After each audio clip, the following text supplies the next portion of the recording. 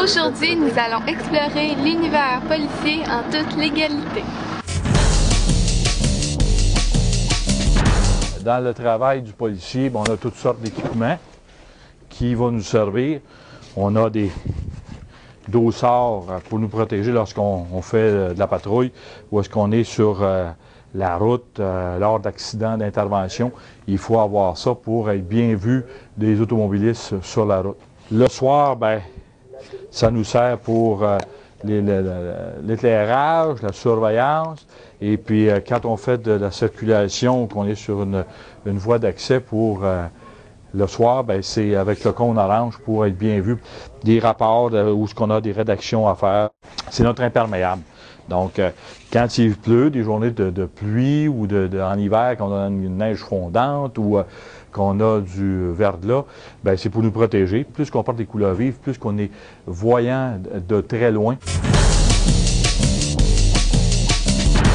Il y a 5 sortes de sirènes. On va partir les 5 sortes de sirènes. OK? Ça, c'est la première. La deuxième. La troisième. La quatrième. Et la cinquième. L'arme à feu, quand elle est à l'étui, elle est verrouillée.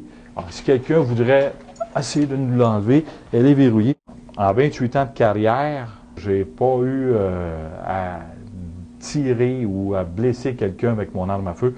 J'ai eu peut-être des fois à la sortir, à la manipuler pour peut-être la protection ou la protection du citoyen qui pourrait m'entourer lors d'appels pour vol dans une banque. Mais à avoir à la sortir, menacer quelqu'un avec, je ne l'ai pas fait et je ne le souhaite pas non plus. C'est là comme protection. À l'arrière, ce qu'on peut remarquer, bien, il y a des anneaux qui servent pour le port de notre lampe de poche qu'on a présenté tantôt. Le port du bâton de contrôle de foule.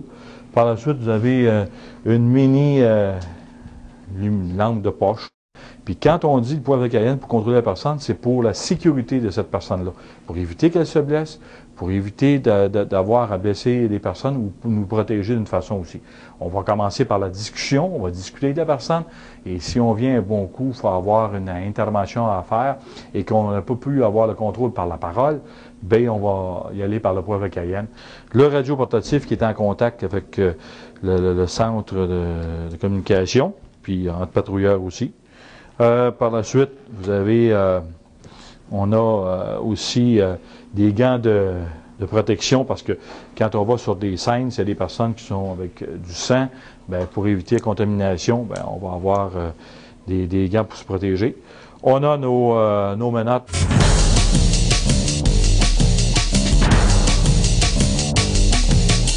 À l'arrière, bien, on a un couteau qui va nous servir pour tout dénouement là, qu'on peut avoir pour couper de ceinture de sécurité.